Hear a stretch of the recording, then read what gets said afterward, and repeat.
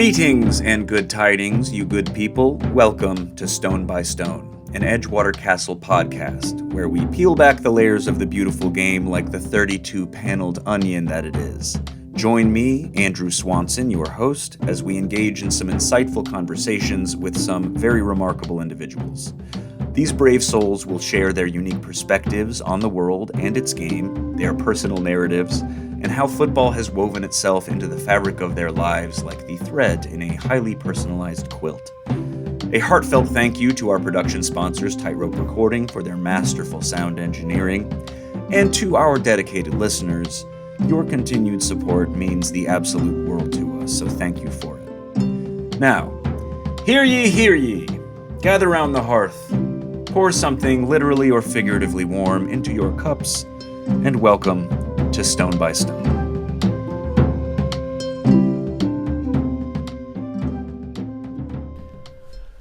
Hello everyone, and welcome back to Stone by Stone. I am your host, Andrew Swanson, and I'm very, very grateful to be joined today by my good friend Jake Campbell. Jake, thank you so much for being here. Thanks for having me. Absolutely.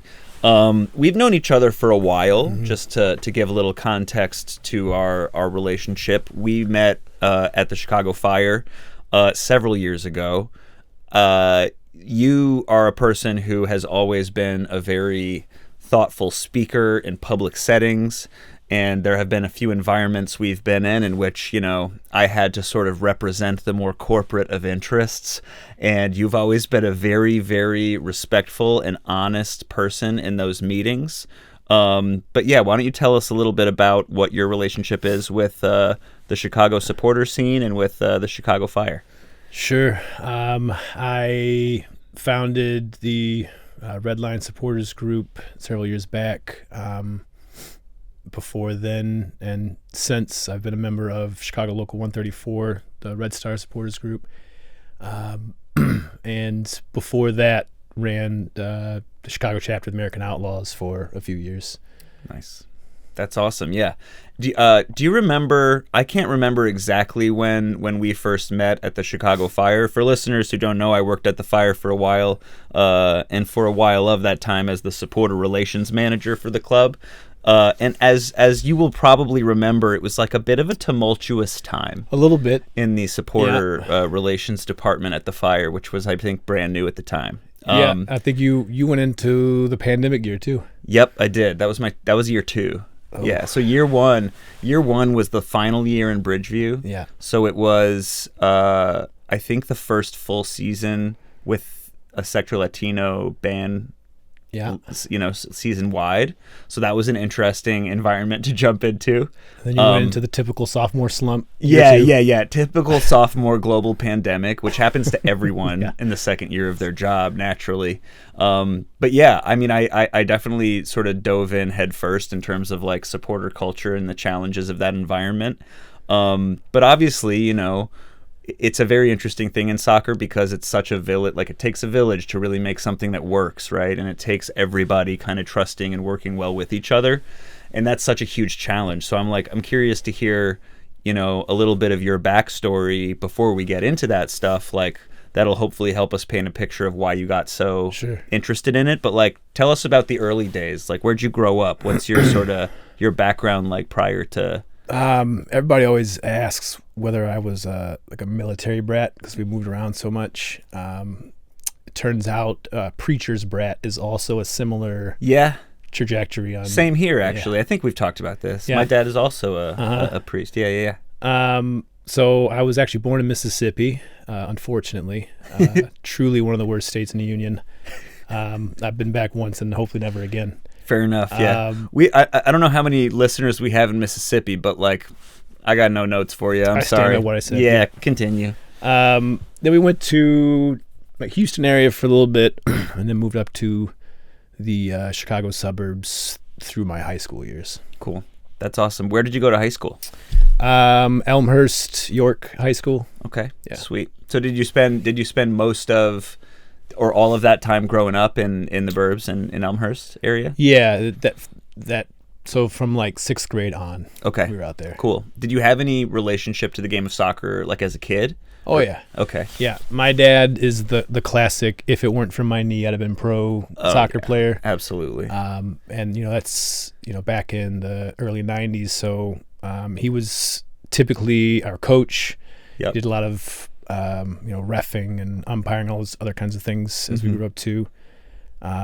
So we were the group that had like a little bit more soccer knowledge than other people.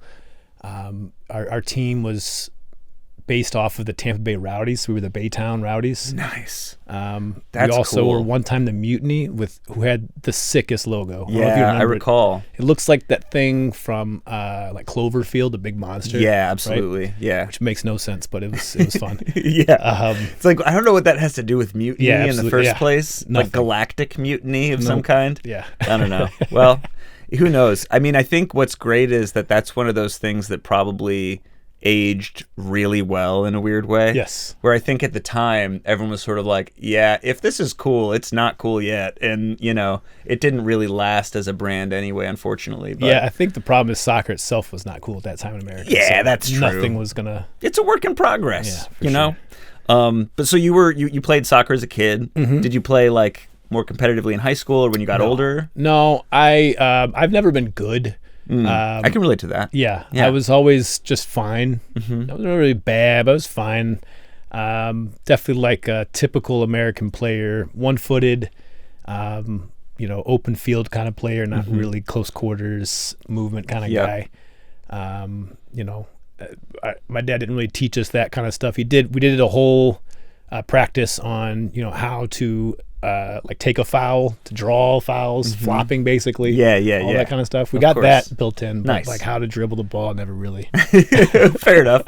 So when did you like find it more so as a fan, or was your like supporterness of soccer always kind of built in, or did that come later? So honestly, really becoming a fan, like really becoming a supporter, I guess. I was always a fan, but really becoming a supporter was when I moved to Seattle. So after a brief stint in college and did a little bit of hiking and moving around, and I went out west, moved to Phoenix for a bit, hated it. Moved to Seattle for a bit and loved it. And when I moved to Seattle, this was 2012, and it was like game day there was like an NFL game day in most other American cities. Yeah. And I went, wow, I didn't think this happened in America. Yeah. And it brought a different level of intensity and this mainstreamness that you couldn't help, especially as a guy that was already a soccer fan, get kind of sucked into. And so I fell hard into it. I was, this is the confession part, I used to be a Sounders fan for about 6 months. I kind of liken it to like falling in love while studying abroad. Yeah. Like the love was real. Yeah. But like it could never last, when I go back to Chicago. Totally. If I don't hear Portuguese every day, like it might go away. Yeah, I hear you. Yeah. So that was it though. That was definitely the moment that like experiencing like a real American supporter section that was filled, coordinated, loud. That was what got me into like, why not in Chicago, What year was that? Like what year that you first went to Sounders games? 2012. 2012. Yeah. Okay, so cool. I saw DeAndre Yedlin's first game. Wow. It was a really fun time. That's awesome. So when did you come back with that like sort of appreciation for Seattle's culture to Chicago, and how long did that take for you to really be like, all right, I need to kind of take this into my own hands kind of thing? Yeah. So I came back like right at the tail end of 2012, had some family stuff to help out with, and a job opportunity kind of helped me make the jump. And then so at that point, the real draw for me at that point was going into the American national team support with the Men's World Cup on the horizon, 2014. So I started really kind of falling into that. And that's kind of when I started getting into American Outlaws, Chicago chapter, went around to a couple different qualifiers, had a great time. And so that was kind of my introduction to organizing, was the president at the time of the chapter stepped down in 2014, and they needed kind of somebody to step up. And I said, why not me? So That's awesome. What was that like as sort of your first, experience in a leadership role, I guess, in supporter culture, which is, I think, obviously very much a kind of communal endeavor, right? Yeah. What was that like? It was mostly great. I mean, those years were definitely some of the best years of my life. Met a lot of really good people. I always say my wife and I's relationship really kind of incubated in that because, I fell into it hard, and we spent a lot of time. We built a rec program and doing watch parties and doing all these things, and so it was a lot of fun. It was great. I started to learn some of the ins and outs on organizing and what some of the pain points are.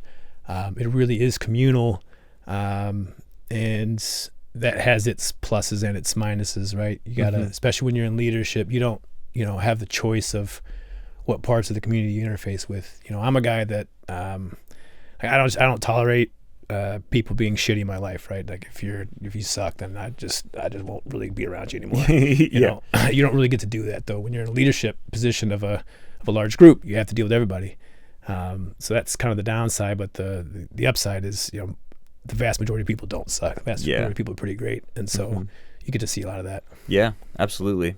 That's a very glass half full perspective in terms of people sucking or not, which I really appreciate because I agree.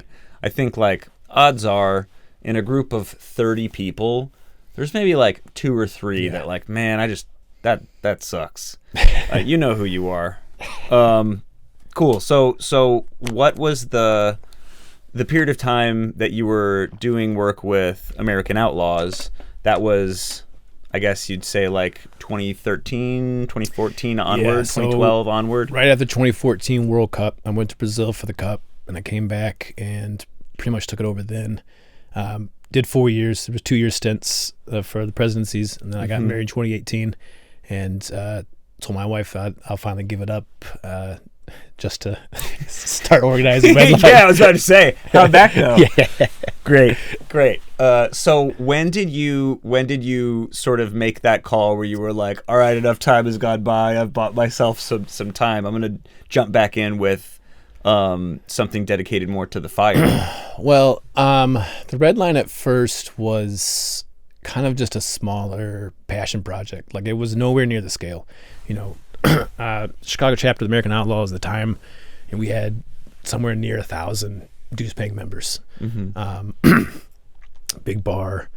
Our FC program was fielding about a dozen teams at its peak. It was a big deal and took a lot of time. And when we started Redline, there was 6 of us. Yeah. And we were just riding buses to games and doing what we can and trying to do more work than 6 people should be able to do, but it was nowhere near the scale. So it felt like, it felt like the proper step down, like the retirement job. Sure. Yeah. You were going to downshift, in your descent. That makes sense. It seems like that sort of like, it didn't pan out that way. No, it's kind of expanded a lot. Yeah. I mean, like I said earlier, we've known each other for a while, and mostly through the context of Redline, a little bit through local 134 stuff. But I really admire what y'all have done and the sort of positive, fun nature that you do everything you do. I think that's like so vitally important for supporter cultures, especially in or with teams that struggle sometimes, right? And we both, our experience with the fire over the last several years has been tumultuous. It's not been ideal. That's a glass half full. On or off the field necessarily. Yeah. No assholes in sight. Yeah. But whenever a new season comes around, that's sort of one of the things I find so beautiful about football or soccer is that like its ability to sort of like wipe your memory clean in a way every single season when you get a couple new signings and you're like, okay, well, I am ready to be hurt again. Let's do this. All of those signings have a YouTube highlight video. Oh, yeah, of course. And you watch those videos show them sucking. No, not a single one. It's like this guy's been playing soccer for probably the majority of his life. Here's 40 seconds Yeah. of them looking absolutely incredible. Yeah. And you're like, well, season tickets, please. But, I think that Chicago specifically has a pretty, unique sports fan culture in general, which is very like, no one talks shit about me but me kind of thing, Yeah. And I think, Fire fans specifically are probably pretty like resigned to everyone being like, oh, there's my notes. Pardon me. Tom's going to be so mad about that one. But yeah, basically, I'm curious to know how you've kind of tried to maintain that sense of positivity with Redline and maintain the kind of good vibes. And you're obviously a leader and you got to deal with everybody. But, amidst a time that has been pretty challenging and difficult, the last 5 or 6 years, what's your sort of like... Well, we did a few things, I think, that helped us with that. One is that we try not to gatekeep, but one thing we do gatekeep is you can't be an asshole. Yeah. So the first rule to being in Redline is no bullshit, right? No racism, violence, sexism, homophobia, transphobia, just no bullshit, right? And so we try to keep the group just filled with people that are good people and good to be around, because really that's the key to having a good time through all this. Even when we're trash. If we're trash next to a bunch of good folks that and are friends with, and you're going to have a good time. I think the second thing we did was kind of diversify. The Chicago Fire stock was a bad one for a lot of years. You don't want to put all of your 401k in that. So we kind of diversified the portfolio a bit. When I was a 134 member before I even founded Redline, and my first thought was, should I make this a dual purpose supporters group? And I went against that because I didn't want to infringe on the kind of the 134 turf. They were, especially that time, man, 2018, 2019, it was a great peak for the Red Star supporters section, for 134 as a whole. And so we didn't really want to like infringe on that. But it's the Sam Kerr era, right? Yeah, Sam Kerr, Julie Johnston. It was a time. And later, as we were all just going to Red Stars games anyways, we were riding the buses out there too. We were helping to organize buses from the bar we were at to those games because we were having a fun time. We loved partying with 134. And so at a certain point, we wanted to make it official because we saw what we were becoming, which was like a conduit group, right? We were bringing in Fire fans and we were bringing them to Red Stars games. Yeah. And we were taking our Red Stars friends and bringing them to Fire games. Yep. And we said, this is something that we can do to help and to kind of raise the bar and lift the tide to lift all boats, or however that saying goes. So we did that. We started getting into the amateur team space as well, and building like free pickup games across the city. So doing all these different things helped us, so the Fire suck. All right, the Fire sucks. That's 1/4 of our operation, and so that really helped. The community is about soccer in Chicago, and so one team being shit, whether it's the soccer on the field for the Fire or the scandals that hit the Red Stars for a bit, you're able to kind of take a step back from one area if you need to and get a breather and go have fun with everybody else somewhere else, Yep, absolutely. I think before we get to the future of the Fire and sort of the like new changes at the club and things like that, I'd love to know more about some of your like favorite memories throughout that time. You know what I mean? Yeah. Like, what were some of your favorite like away trips? I don't know if you've gone on a ton of... Do you go on a lot of away trips? You've gone on a few. Just a few. I haven't really been able to do that too much. Obviously, we had the pandemic years. Yeah. And then... Even the home games were empty. That was a weird one. Yep. And then I had a child 2.5 years ago. So, I've had to obviously make some sacrifices on what I could do these days. I would say... Honestly, my favorite Chicago soccer supporters memory is the 2019 semifinal versus Portland for the Red Stars. Mm-hmm. That was the peak of the section, peak of 134 as a group at the moment. And that last like 10, 15 minutes, something I'll never forget. It felt like the whole stadium was singing with us. We had a full section. We beat Portland for the first time and for fucking forever. It seemed like that was great from the Fire's angle. Less in stadium fun memories, but I think probably this last year, the Kellen Acosta airbender goal was absolute insanity. Yeah, that was what I mean. I wasn't there for that, unfortunately. Sorry, Kellen, but like hearing that game ended the way it did, just scoreline wise, I was like, how did that even happen? And I went back and watched the last like 10 minutes of that game, and it was one of the craziest like spells put on a game I've ever seen. Yeah, that was so the goal cool. itself was tremendous, but it's also just like the timing of it and the what it meant for the game and us coming back, and it was we don't get too many of those. We usually blow the lead instead of taking it. Sure, exactly. At the last second, that's usually gone the other way, even at home. But yeah, I mean, I think, and this we'll talk about a little bit when we come back after our break. But like that moment last season and a couple of things that have happened in the last year or two, like no one makes perfect decisions all year long, but I think the Fire have made some really good decisions. And they have made some commitments in the last few years that are coming to fruition now, so that do provide soil for things like that to happen and really matter. Yeah. Whereas, like, if a team is not the Fire, that moment is super cool, but maybe not the coolest thing that happened that year, right? But because I think the Fire's been in this period of time, which it's just like, you know, the 2020 home opener at Soldier Field canceled because of a global pandemic and like 50,000 tickets sold kind of a thing. And that can't happen because of that, obviously. But like so much bad luck, you know, has befallen the club. Yeah. Some weird calls as well along the way, no doubt. But it does feel now like that moment and like going back to red kits and like solving the logo debacle, like all of these things felt like, okay, I'm not going to say I'm like certain that things are going better now, but there is like, dare I say, hope. Yeah.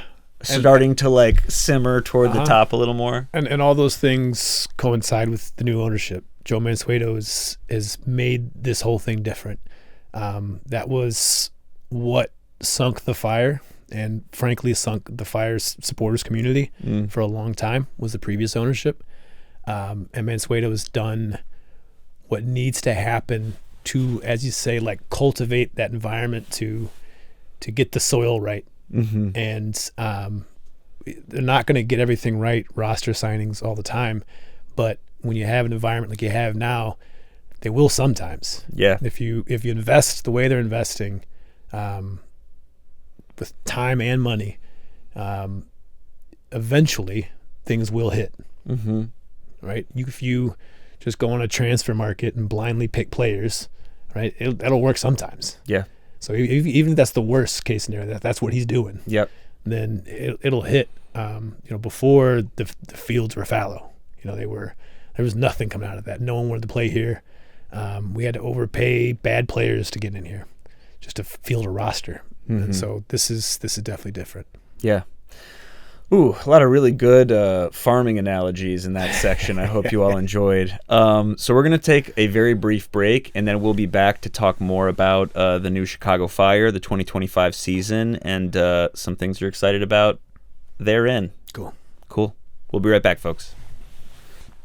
Hello, ladies and gentlemen. Welcome back to Stone by Stone. I'm your host, Andrew Swanson, joined today by Jake Campbell. Thank you so much again for being here, Jake.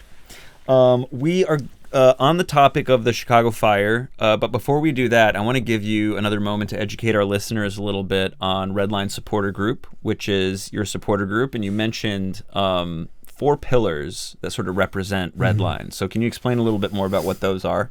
Yeah, so we grow the supporter sections for both professional teams, the Fire and the Red Stars.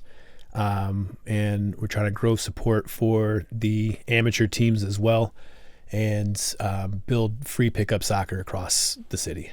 Nice. So the 4 pillars are Chicago Fire, Chicago Red Stars, amateur soccer scene in Chicago, and then the pickup scene in Chicago. Yeah. Amazing. Yeah. That's great. And I think that's sort of why those specific things. Obviously, the Fire and Red Stars are sort of they're what they are. They're the 2 peaks of the pyramid here in Chicago. What's important about the amateur scene to Redline, and what's important about the pickup soccer community? Well, I think it goes back to, again, just the rising tide lifts all boats kind of concept, and the role we found ourselves in is this like conduit for different supporters.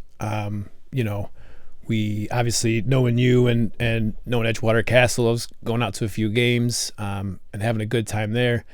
And I was, frankly, and I don't know if this is insulting or not, but I'll let you know. I was kind of shocked by like how talented the games were. You hear like amateur soccer and you think of like, I've played a lot of amateur soccer. Sure. And I know how bad people are out there. And it was really, really a high level and really fun to watch soccer. And it's just a different vibe. And one you have a little bit more control of, right? You can, depending on where the venue's at, like often when you guys play over on the lake, you can just hit some friends up in the group Slack. Hey, let's go out to the Edgewater game tonight. Everybody grabs a 6-pack, maybe grabs something from the dispensary, goes and hangs out and watches on the sideline. Front row, seeing everything, a lot of fun. And then also from the pickup side, I was kind of annoyed with how the entire pickup scene in Chicago was dominated by pay to play, $10, $15, $20 a pop. Yeah. To go play soccer with people, which is just, to me, I mean, I grew up playing organized as well. But to me, in like my high school years, my fondest memories playing soccer was me and my friends. We could go to what we called just the cage. It was the little like hockey, like a roller hockey spot next to the tennis courts at the park next to my house, and we just play like essentially indoor soccer. Yeah. There, and I feel like that was missing here. Just the ability to go out and play. To not have to invest a bunch of money there. Chicago Fire Rec, for example, their program's incredible. They got great fields, great facility. It's worth the money you pay, but not everybody can pay that. Right. And so we wanted a place that, everybody could play in, regardless of skill level. You also, I've signed up enough teams in rec level divisions at these places just to get smoked by former like D2 athletes. It's like Indiana University's team from 2018 or whatever. You never know. No idea why they were there. It's a mixed bag. So with that, the Fire had been making all these mini pitches across the city, and their thing, at least how it was advertised to me at first, and I think things have changed since they built them, but it was supposed to be like, nobody rents these fields. Right. Nobody, you don't pay to play on these fields. That's the deal for them building them. And so, because all the other turf fields in the city get gobbled up by organized games. Yep. And so that's where we started building games. And so, we had two different sites going last year. I think we'll be starting off this year with maybe 4. Cool. Which parks are those in? So we do Horner Park Sundays 10 to noon. That goes through the winter as long as it's above 20 degrees and not actively precipitating. We can clear the courts with squeegees and stuff, but if it's actively going, it gets too slick. It gets dangerous. That we run through the winter. The nighttime ones, since you don't have the benefit of the sun, we close that down during the winter. But we were playing at Portage Park from 6 to 8 on Wednesdays. I think we're going to open Mather Park this year, and I want to open Davis Square Park on the south side. Awesome. And start getting a couple sites around Davis Square Park going. 'Cause that's kind of what happens. You get people that come to the one, and you distribute a couple different bags of balls. And so this guy says, well, hey, I can go, I live near Portage Park, so I can start a site here. And so we want to try and get the same thing going on the south side. So that's kind of what we're up to. For the Fire and the Red Stars, it's just something that we want to contribute to the supporters section, contribute to the supporters scene. Like, we never want to be, the ones running it or managing it. Yeah. We just want to be another part of the community and just, lend our bodies, our voices, our labor and whatnot, and then kind of do a little bit more building on the pickup side and starting to connect the amateur scene, because now as we're starting to pull people in and we get more and more people that are interested in going out to like the amateur games and stuff, hopefully we'll be able to start having more crowds and people starting to kind of pick. A lot of like the older red line guys, especially knowing you, we kind of follow Castle. Mm-hmm. But there's other teams that are really starting to get in, like the AFC Roscoe guys came out to our chicken and karaoke night at Turner House the other day. I saw that. Their president has like a saxophone he was playing. It was incredible. Damn. Yeah, they have a good group of supporters already. They do. They do. Last Roscoe Edgewater game I went to, they were loud. They were. Them, and then what's the Polish team? Oh, Wisloka. Yeah, they don't mess around, dude. No. That is man, playing away to honestly, playing anywhere in Chicago, you're away to Wisloka. Wisloka just brings like the noise and the green flags and the giant banners. Like, they do it real. 100%. They do it real. They do it just like they would back in Poland. It's incredible how good they are at it. And that's the thing, like, it's such a mixed bag, right? And sort of like semi-pro amateur level soccer, because there are still so many clubs in a really beautiful way that are so specifically like ethnic toward a specific part of Europe or a specific part of Africa or whatever, that like, to see one of those, which is such an old school way to do soccer in the US, right? Like, every team in the 70s and 80s was that, essentially. But to see one do it in sort of a more modernized global market way, where they've really like done a great job with their social media, they get a ton of sponsors, like their organization is really well put together in a sort of very public facing way. And I'm just super impressed with that, because I think it does kind of takes all parts of town to really make it work, and like, they're a great example of that, because it's a lot easier for, I think, a lot of the classic historic like European ethnic teams in this part of the world in the Midwest to sort of want to do things a little more the way they've always done things, But Wisloka's a team that's like, no, I know we've got a bigger supporter base than you, and they show up with it every time. It's so cool. That's like one of the biggest challenges for me as the president of Edgewater Castle, is like, probably got to play them once a year. Like, we gotta bring some people out, because otherwise it's just like you're just being shouted at by like 100 people, all singing in unison in a language you don't understand. It's a very effective way to intimidate the opposing team. I will say that, and should be the goal of the supporter section. Yeah, right. True. It's not just to have a good time or be there in the stadium. It is to like actively impose your will and affect the game. Yeah, absolutely. It's communal psyops right out in the open. It's amazing. Okay, so we're going to jump back to the Chicago Fire. Okay. We're going to talk a little bit about the sort of like quote unquote new look Chicago Fire this year. There's a lot of things that have changed. I think in terms of this coming season, what are you, and I guess, Redline also, kind of most excited about on the field? On the field, they got rid of Shaqiri. That's good. That's great. We made a banner for that last year. I did some Googling. It was Schuss. I don't know if that's the right pronunciation, but it was basically like Vamos. See ya. Adios. Sure. Yeah. We did like the Denzel Washington slam the door gif. Of course. 'Cause Fun that fact guy about that, the guy he's slamming the door on Yeah. is director David Cromer, who was a teacher at Columbia College and was a Broadway actor who happened to be the guy standing back there. He produced a very famous edition of Our Town with the Hypocrites. Anyway, continue on. What's up, David? Shout out to David Cromer. But yes, you made a sign for Shaqiri. Sure.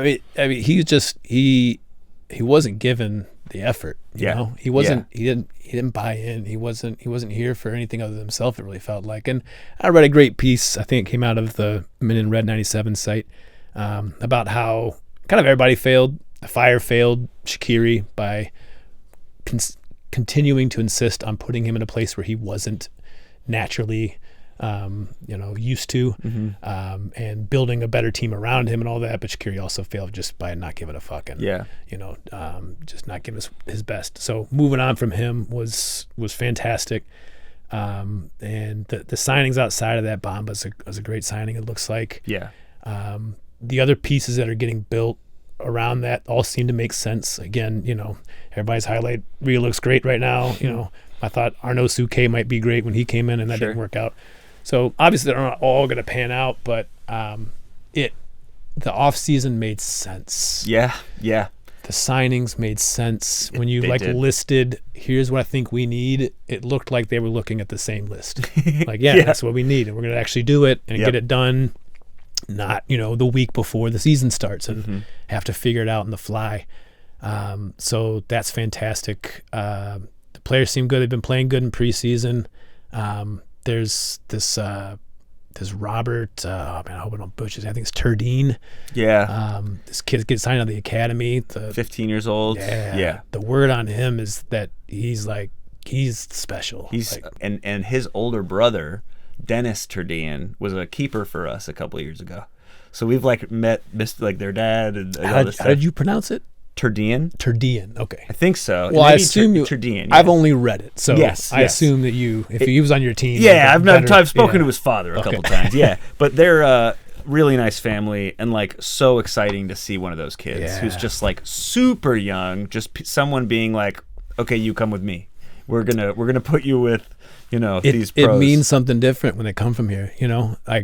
Gutierrez, a great talent, one Absolutely. that I think that we've squandered a couple of years of his. I would have hoped that he would have kind of developed farther than he is now, and I think that's because we've kind of blown it as an organization and cultivating his trajectory.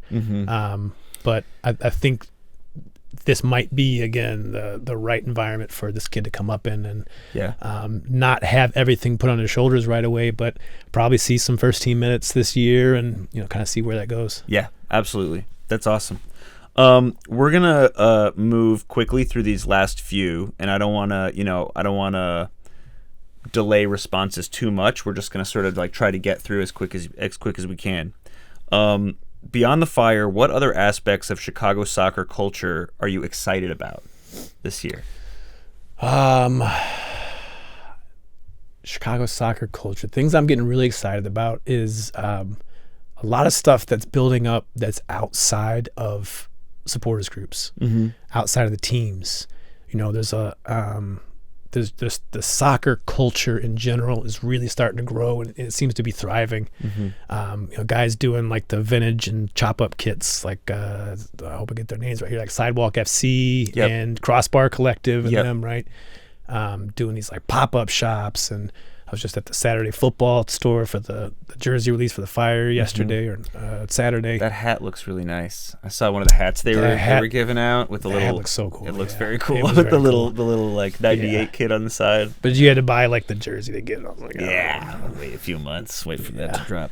Yeah, that's a great answer. I think I totally agree that there is a necessity for that stuff to be thriving and be successful, for it to really feel again, it takes all parts of the town to really make something work like that. And there's been a bit of a lack in that, and every effort, including my own, to try to instigate things to happen just feels like you're running up against walls sometimes, but it does feel a little different right now, and that there's multiple avenues for that, and multiple teams. And outside of the kits, there's I'd say the pickup scene too. So like when we started our pickup games, we were, from my understanding, the only like free pickup game that was really like pushing for, putting ourselves out there, advertising it, kind of marketing it, and since then there's like the Favela guys.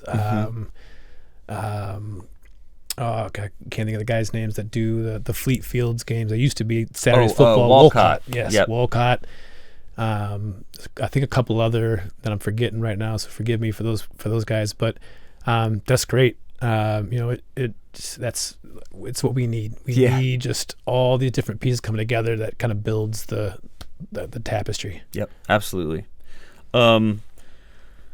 What are some of the biggest challenges that you think are facing Chicago soccer culture today? I think one major challenge is just our geography. We're a large city, so it's hard to do anything too centralized. Mm-hmm. I definitely felt that back in my American Outlaws days. Not everybody can make, you're going to pick a spot to be your bar in the city. Not everybody can make it. Yep. And so you got to kind of choose whether you're going to centralize or whether you're going to try to make a couple different spots. Mm-hmm. So that's one of the main reasons why we ended up moving to Weed's Tavern recently, because it's literally a half a block off the Red Line. Yep. And it's very centrally located beyond that. So it's still not going to be great to make for everybody. Yeah. But it's going to be reasonable to make for most people, and great to make for a lot of people. So I think the geography is really difficult. The size of our city, and I think beyond that is frankly just the two professional teams just not being relevant enough. Mm-hmm. I mean, the Red Stars were on a great trajectory, and then the scandals with the previous owner and previous coach really tanked things quite a bit, mm-hmm. and they're still recovering from that.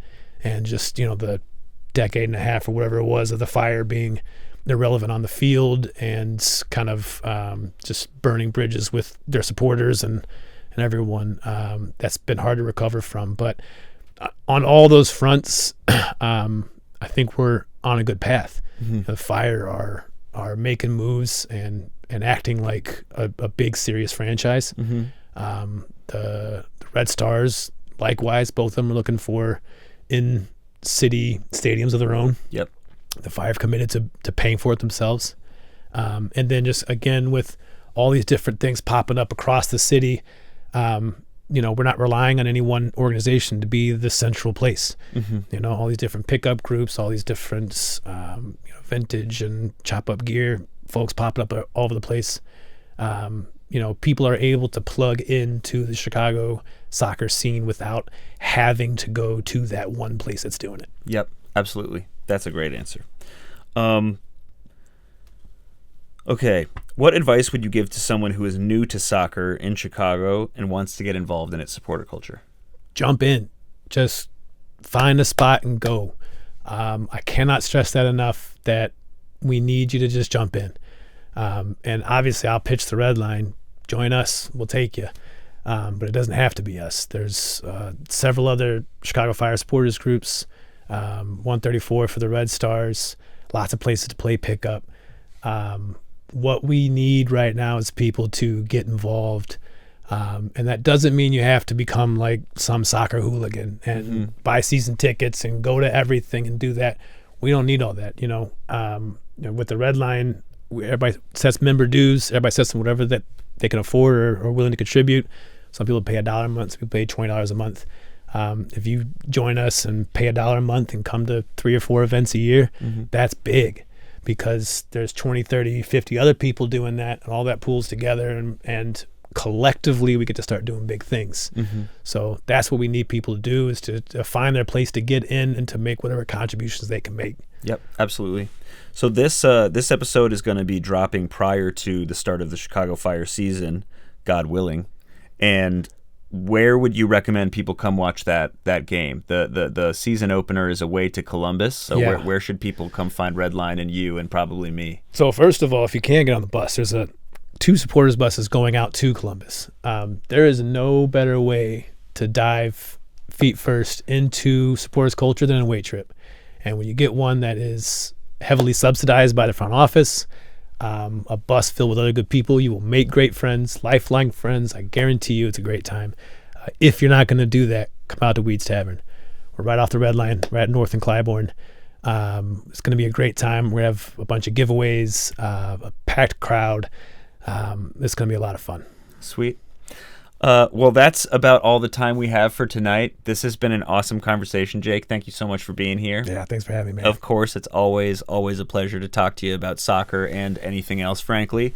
Ladies and gentlemen, thank you so much for being with us at Stone by Stone. We hope that you're able to follow all the different variations of Chicago soccer culture this year in 2025. And hopefully, if you're not going to Columbus yourself, we'll see you at Weeds on Saturday. Thanks so much, and have a great rest of your night. Bye, y'all. Ahoy there! Thank you for listening to Stone by Stone, an Edgewater Castle podcast. Be sure to listen to our next episode, or better yet, subscribe to our channels on YouTube, where you can find video versions of our episodes, Spotify, Apple Music, or anywhere else you get your podcast fix. We'll have a lot of exciting new content coming up throughout the year, and we want you to stay along for the ride. In fact, you should probably just follow us on all social media platforms also. You know, just to be safe. And with that, I leave you be. Enjoy the rest of your day. Thank you so much for supporting the club, listening to the podcast, and as per usual, go Rooks.